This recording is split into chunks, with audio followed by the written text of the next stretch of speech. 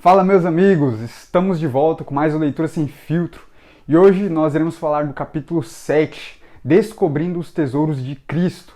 Eu espero que você esteja bem e espero que nesse episódio, nesse capítulo, você possa absorver o máximo de conteúdo, porque o conteúdo de hoje ele é bem denso e então fique conosco. Você já ouviu falar da brincadeira Caça ao Tesouro? Eu acredito que sim, essa brincadeira é muito difundida entre as crianças. E se a gente for analisar essa brincadeira, as crianças elas caçam um objeto, um tesouro que às vezes nem tem um valor real, mas que está ali por conta da brincadeira e elas caçam com a maior vontade, com o maior interesse em achar aquele tesouro. Outro dado também que o pastor Luciano Subirá traz é que a BBC, um canal de notícias, ela noticiou um time real de caçadores ao tesouro que encontraram cerca de 4,5 milhões de dólares em alguns tesouros que estavam escondidos no Oceano Atlântico. Para você ver que esse caça ao tesouro ele é realmente difundido no mundo. Mas a pergunta que o pastor Luciano Subirá traz é: será que nós estamos, como cristãos,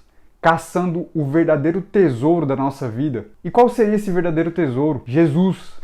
Será que nós estamos buscando encontrar o tesouro escondido nessa caminhada com Jesus? E o que seria esse tesouro escondido de Cristo? O apóstolo Paulo ele traz na carta a Colossenses assim, capítulo 2, versículo 2 e 3, para que o coração deles seja confortado e vinculado juntamente em amor, e eles tenham toda a riqueza da forte convicção do entendimento para compreenderem plenamente o mistério de Deus, Cristo, em quem todos os tesouros da sabedoria e conhecimento estão ocultos. Então, é fato que existe um tesouro escondido no relacionamento com Deus, existe um tesouro escondido na nossa intimidade com Jesus, e o apóstolo Paulo deixa bem claro isso, e ele deixa claro com as palavras entendimento e compreensão, sabedoria e conhecimento, para que nós possamos compreender plenamente o mistério de Deus. E a questão que Paulo traz aqui é que esse tesouro, ele não diz respeito a pessoas que ainda não conhecem Jesus. Ele diz respeito a pessoas que já conhecem Jesus e estão vivendo uma vida em busca de Cristo. Lá em Filipenses capítulo 3, versículo 8, diz assim: a sublimidade do conhecimento de Cristo Jesus.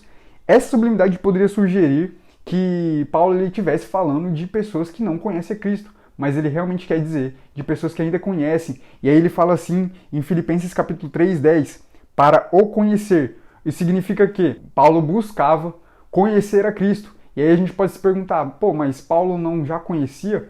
Não, aqui ele quer enfatizar que ele precisava conhecer ainda mais. E aí a gente olha para a figura de Paulo, com toda a propriedade, com toda a autoridade em Cristo. Ele diz isso. Isso significa que nós precisamos continuar buscando o Senhor todos os dias para conhecer os tesouros, para entender os tesouros e, com a intimidade de Jesus, ir a fundo nisso e descobrir esses reais tesouros. Ou seja, ainda há muitos tesouros escondidos em Jesus que nós precisamos descobrir, precisamos buscar para encontrá-los. E além do tesouro, Deus ele prometeu que iria se revelar a nós, e revelar coisas ocultas, assim como está escrito em Jeremias capítulo 33, versículo 3, dizendo assim: invoca-me e te responderei, anunciar-te-ei coisas grandes e ocultas que não sabes. E parte do raciocínio do pastor Luciano Subirá aqui é que para que nós encontremos esses tesouros, nós precisamos buscá-los, nós precisamos sair do apenas invocar o Senhor e ser respondidos e buscar intensamente, com intimidade, de uma maneira genuína. E agora, para explicar como buscar esse tesouro escondido em Jesus, o pastor Luciano Subirá traz a tipologia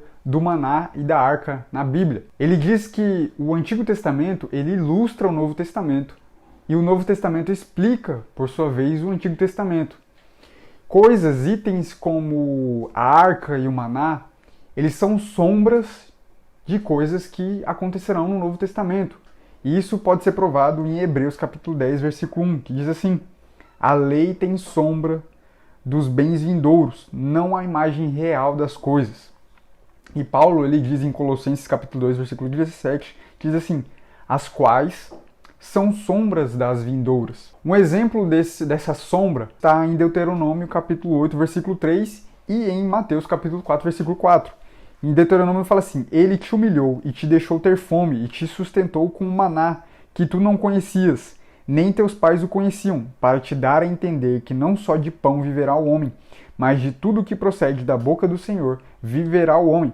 Jesus, porém, respondeu, em Mateus capítulo 4, versículo 4, está escrito, não só de pão viverá o homem, mas de toda palavra que procede da boca de Deus. Então, com relação a essa sombra, o maná, ele fazia uma figura da palavra do Senhor, como Jesus ele citou quando o diabo foi tentar ele. E qual é a figura da Arca da Aliança? A Arca da Aliança representava a presença do Senhor.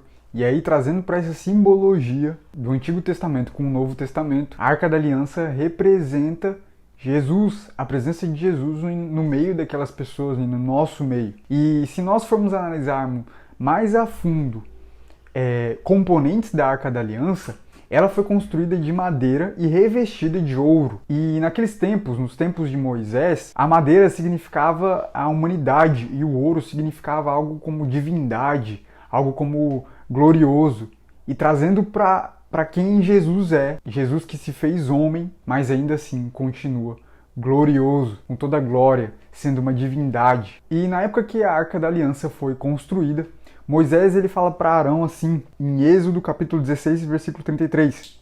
Disse também Moisés a Arão, toma um vaso, mete nele um gomer cheio de maná e coloca diante do Senhor, para guardar-se as vossas gerações. Ou seja, o maná foi escondido na Arca da Aliança, junto com outros itens, e trazendo para a simbologia do que esse capítulo quer trazer, é que para que nós encontremos o maná escondido, ou seja, para que nós encontremos Jesus, para que nós encontremos a Cristo e para que nós encontremos o tesouro de Cristo, nós precisamos olhar para dentro da arca de uma forma profunda. Se formos olhar superficialmente para a arca, nós não encontraremos o conteúdo dela, porque é necessário que ela seja aberta, é necessário que ela seja analisada profundamente. E isso acontece com Jesus. Nós não encontraremos os tesouros escondidos em Jesus se nós não analisarmos ele profundamente, ou melhor, se nós não buscarmos ele profundamente. Essa é a chave desse capítulo de hoje. Nós precisamos buscar o Senhor profundamente para que nós encontremos o tesouro escondido, a sabedoria, o conhecimento de Deus. Então, para finalizar, eu gostaria de trazer uma frase de George Miller, que diz assim: o vigor de nossa vida espiritual está na proporção exata do lugar que a Bíblia ocupa em nossa vida e em nossos pensamentos. Ou seja, buscar a palavra, buscar a Jesus e encontrá-lo profundamente diz respeito a ler a palavra, diz respeito a meditar nas Escrituras, diz respeito a encontrar Jesus, buscar Jesus na palavra, porque nós encontraremos esse tesouro escondido somente quando nós nos debruçarmos na palavra, em quem Jesus é, porque ali na palavra está tudo que Jesus fez, está tudo que Jesus quer de nós, está tudo quem Jesus é, está na palavra. Então, meus amigos, que nessa semana nós possamos refletir o contexto que estamos vivendo e buscar o Senhor, buscar a palavra e buscar nos aprofundar nos ensinamentos do Senhor na própria palavra. Que você tenha uma semana abençoada. Curta, compartilhe esse vídeo com os seus amigos. E nos vemos na semana que vem para mais um Leitura Sem Filtro. Deus abençoe.